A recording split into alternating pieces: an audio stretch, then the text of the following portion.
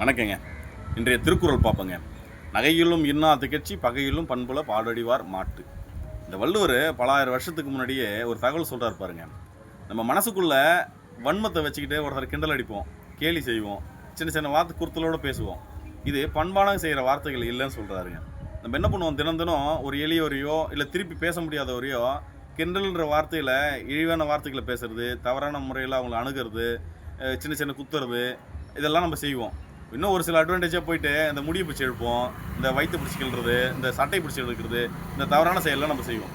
இது பண்பானவங்க செய்ய மாட்டாங்க அப்படின்னு சொல்கிறாரு. நம்ம நினைப்போம் நம்ம ஜென்யூனாக நடந்துக்கிட்டோம், நமக்கு 4 பேர் மத்தியில் நகையில் கிண்டல் அடித்து நம்ம 10 பேர் மத்தியில் சிரிக்கிறாங்கன்னு நினைப்போம்.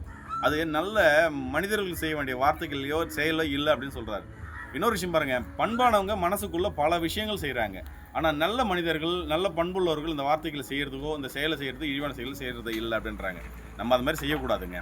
நிறைவாக இந்த குறளை மறுபடியும் பார்ப்போங்க. நகையிலும் இன்னா திகழ்ச்சி பகையிலும் பண்புல பாடறிவார் மாட்டு. நன்றிங்க.